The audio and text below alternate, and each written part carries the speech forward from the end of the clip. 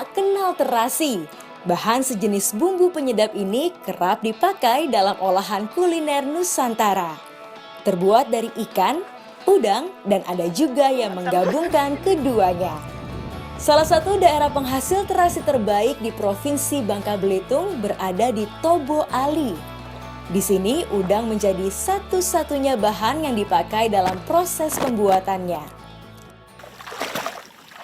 Ini kita lagi nyerok udang untuk nantinya mau diolah. Tapi buat saya ini cukup sulit. Karena di bawah ini lumpur semua, jadi jalan itu berat banget.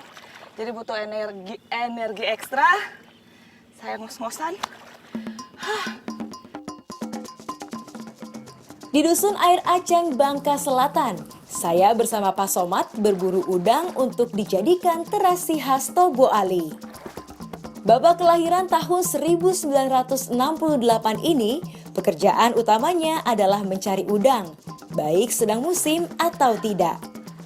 Jika udang sedang berlimpah, biasanya di pantai Temayang ini penuh dengan pencari udang musiman. Nah, jadi teknik nyerok udang ini kalau bagi masyarakat sini bilangnya sungkur. Ini agak berbeda sedikit dengan yang pernah saya lihat di daerah Maluku Utara itu. Model jaringnya sih sama seperti ini, terus kita nyerok ke depan, tapi kitanya naik ke atas perahu. Kalau yang ini enggak, kita ngedorong perahu. Jadi fungsinya ngedorong perahu ini biar serokannya itu lebih mudah bergerak, karena di bawahnya lumpur. Nah, ini di ujung pelampungnya dikasih sabut kelapa. Fungsinya itu sebagai sepatu. Jadi ujung batang dari si jaring ini nggak langsung nancep ke bawah karena di bawah itu lumpur semua. Dan juga kalau misalnya udang yang masuk ke dalam jaring nggak berbarengan dengan lumpur. Jadi ini bikin ngapung. Aduh.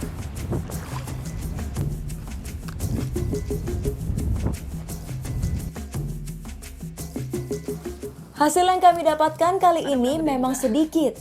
Namun jika sedang musimnya, bisa mencapai 200 kg dalam satu hari perburuan. Ini dia udang hasil tangkapan kita hari ini. Jadi ini udang mayang, walaupun ada yang nyasar-nyasar juga sih kayak gini, ini udang gede-gede, tapi semuanya dikeringkan dulu, kemudian baru disortir. Di sini biasanya masyarakat itu carinya ada 3 jenis udang mayang, udang bubuk, sama udang nasi. Yang paling mahal itu udang bubuk karena dari segi rasa lebih nikmat, kemudian juga ukurannya lebih kecil. Jadi nantinya ini akan ditumbuk, kalau udang bubuk itu nggak perlu waktu lama untuk numbukinnya.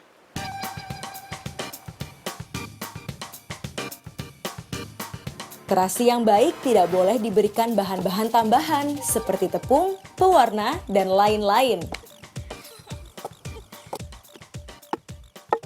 Jadi ini dia yang bikin terasi Tobo Ali itu terkenal sampai ke pelosok Bangka.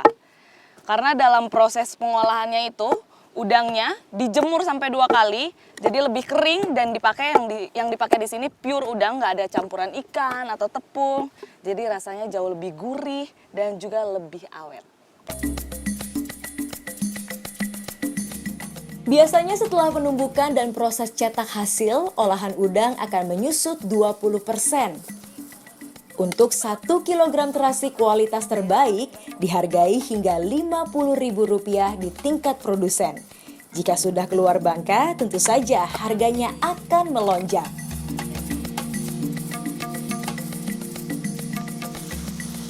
Sudah siap!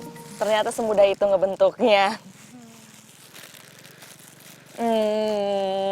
Saya ngebayangin ini kalau dimasak enaknya kayak gimana ya, Bu. Serius, ini tuh bikin masak kangkung. Iya betul. Gini aja udah enak banget. Padahal masih mentah.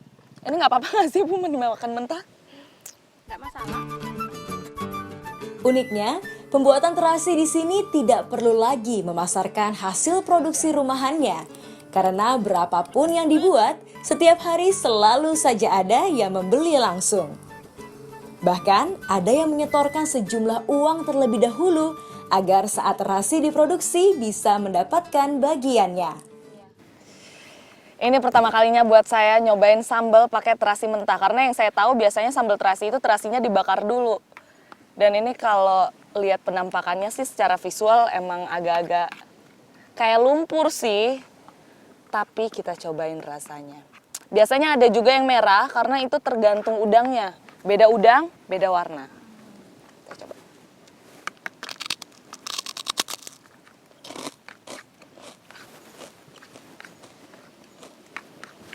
Pedas. Pedas banget, Pedas lada. tapi enak. Gurihnya pas gitu, nggak yang keasinan. Dicoba-coba. Enak sih ya.